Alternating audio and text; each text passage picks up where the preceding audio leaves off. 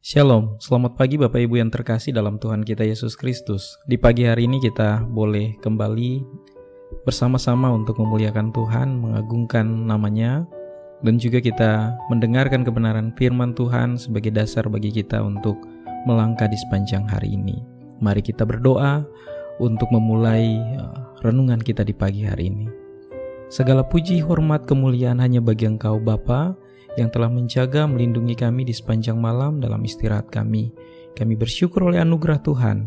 Engkau telah membangunkan kami dengan kekuatan dan kesegaran yang baru untuk menjalani kehidupan kami di hari ini. Kami akan merenungkan kebenaran firman-Mu. Kiranya Engkau menolong kami, memberikan kami pengertian akan kebenaran yang akan kami baca. Roh Kudus menolong kami semua, dan biarlah firman-Mu menjadi bagian dalam kehidupan kami. Berfirmanlah Bapa, kami siap mendengar. Di dalam nama Tuhan Yesus kami berdoa. Amin.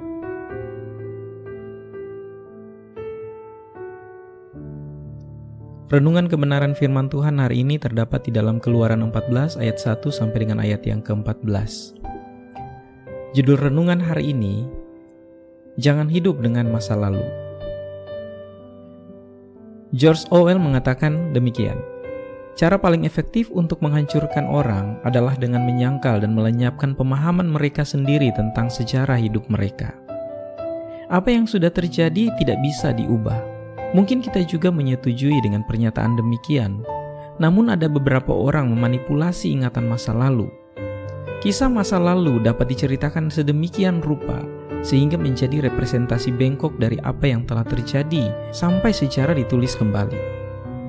Begitu orang Israel menyadari tentara Mesir mengejar mereka, mereka langsung melupakan pertunjukan kuasa Tuhan yang luar biasa yang membawa mereka sampai ke titik ini.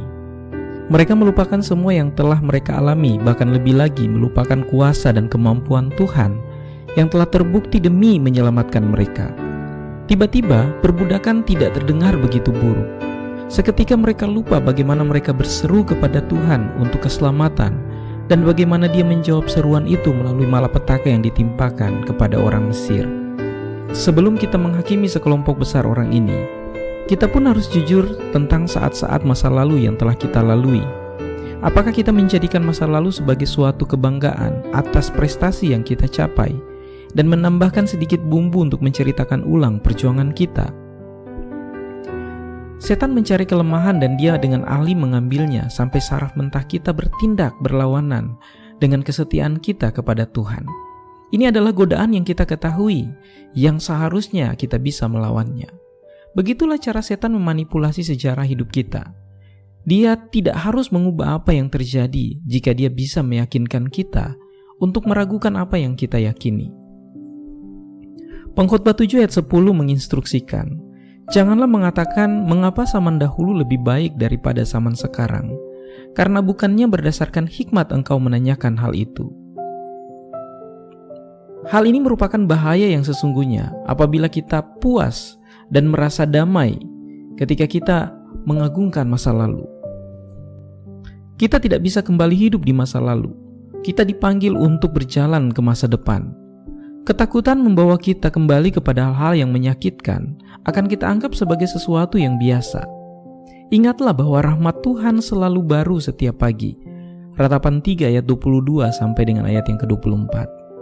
Dia adalah Tuhan yang melakukan hal-hal baru, dan Dia bahkan menjadikan kita baru.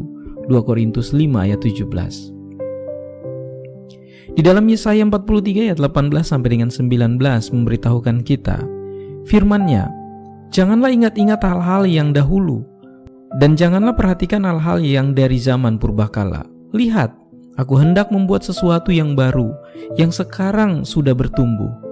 Belumkah kamu mengetahuinya? Ya, aku hendak membuat jalan di padang gurun, dan sungai-sungai di padang belantara. Jika kita ingin mencapai tanah perjanjian kita harus berhenti melihat ke belakang. Hari ini adalah hari baru. Masa lalu telah memenuhi tujuannya. Kita tidak akan mendapatkan apa-apa apabila kita hidup dengan cara hidup di masa lalu. Melangkahlah ke depan. Tuhan Yesus menyertai langkah hidup kita.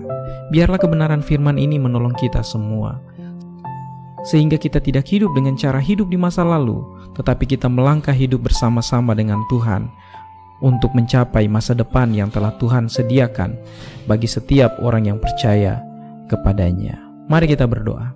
Kami bersyukur dan berterima kasih kepadamu oleh anugerah-Mu yang telah menolong kami, bahkan menyediakan hari depan yang penuh pengharapan.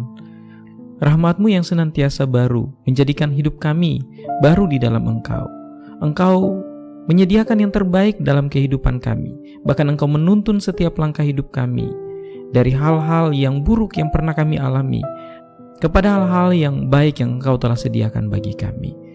Kiranya Engkau menolong kami dan memampukan kami supaya kami hidup berdasarkan apa yang Engkau telah tentukan untuk mencapai tujuan yang telah Engkau sediakan bagi kami. Di dalam nama Tuhan Yesus kami berdoa dan bersyukur. Amin. Demikian renungan kita di pagi hari ini. Melangkahlah dalam seluruh aktivitas kita di sepanjang hari ini. Percayalah bahwa tangan kasih Tuhan menyertai langkah hidup kita. Tuhan Yesus memberkati.